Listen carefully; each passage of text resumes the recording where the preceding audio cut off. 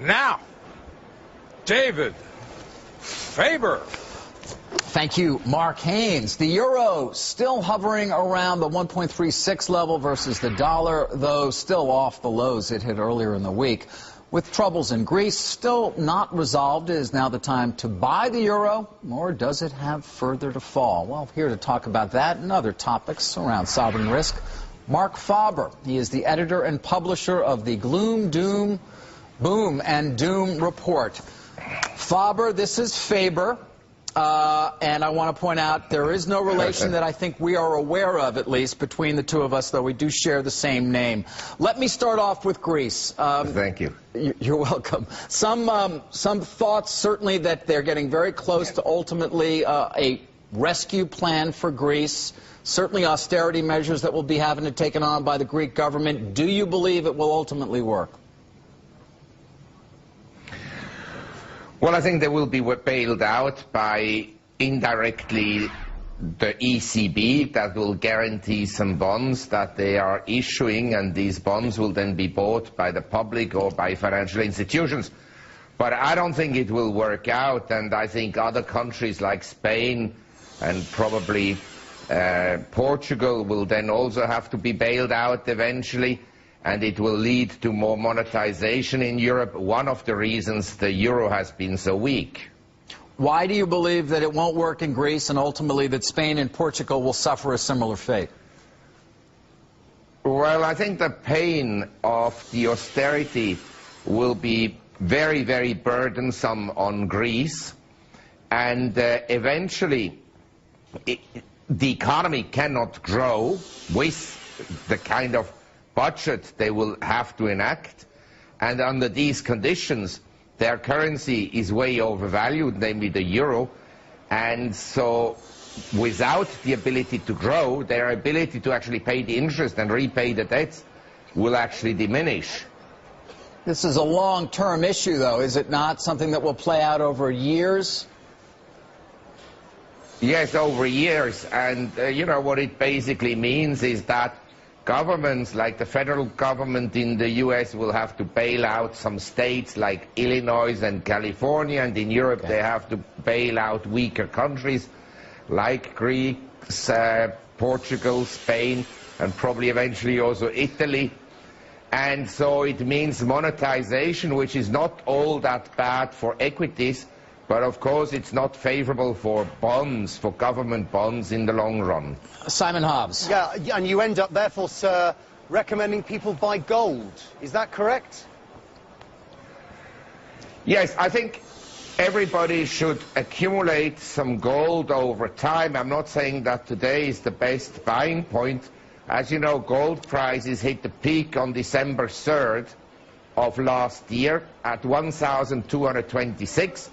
And then we corrected down to $1,045 per ounce on February 5th of this year. The same day the S&P bottomed out at 1,045, and now we're at, say, 1,120. So we had a rally already, but and possibly gold can retreat somewhat. But I would recommend people to buy every month some gold forever. You see, sir, I'm a huge fan of yours, but I have a real difficulty here that I'd like you to help me out with. If I'm looking to invest for my retirement, yes, I have a choice of investing in the American stock market, which is basically a play on change and bright people working it internationally in teams around the world and chasing the margin every day of their lives. Or I can do what you're suggesting and buy an inanimate object that sits in a dark, damp cellar somewhere that may or may not be in short supply, may or may not glitter in the correct light, but really has no productive power. Isn't gold the ultimate Ponzi scheme? No, I don't think it's a Ponzi scheme, and it's not a liability of someone else. You really own it. It's not a liability of anyone. And you'd keep it in a safe deposit box, and its quantity cannot be increased at the same rate as you can print money, which will eventually again weaken the US dollar. I'm not saying that the dollar will go straight away down, because other currencies apparently like the euro are even worse than the US dollar at the present time. But eventually if you print money, the purchasing power of money will lose. And what will happen, stocks will adjust on the upside. But as you know, since year 2000, gold has been up strongly and the market has been moving sideways. Now there can be a period like in 2009 when stocks outperform the gold price. But I would say if you really believe in equities, then I would rather buy Vietnamese shares than US shares, because I can make a case that the economy there will grow much faster than in the United States from a much lower level, admittedly. Or I would buy Indian shares or Chinese shares or Asian shares in general. I think if you want to be in stocks, there are better alternatives than U.S. stocks. Mark, let me end with this question. You know, clearly you are something of a naysayer. There are plenty of people who've stood up and said similar things throughout the last decade, 2 decades, and ultimately the U.S. certainly figures out a way to get by, as do most other countries, and global growth resumes, and many of those predictions do not come to pass.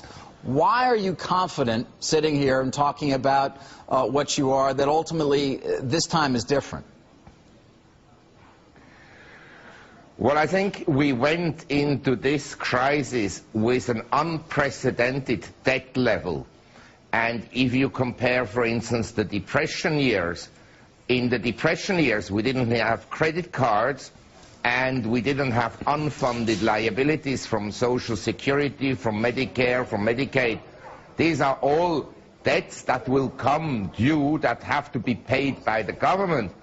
And eventually this fiscal deficit will lead to a government debt that will then, because of its increasing size, lead to sharply rising interest burden. In other words, in 10 years' time, I would estimate that between 30 to 50% of tax revenues will be spent on the interest payments on the government debt, and that will then prove to be a huge problem and necessitate the monetization, essentially, of the debt, and that will lead to a weak dollar. And devaluation. We haven't even talked about Japan. Mr. Faber, this is Mr. Faber saying thank you. Mark, back to you. It is my great pleasure to speak to you, my distant relative. Thank you, Faber and Faber.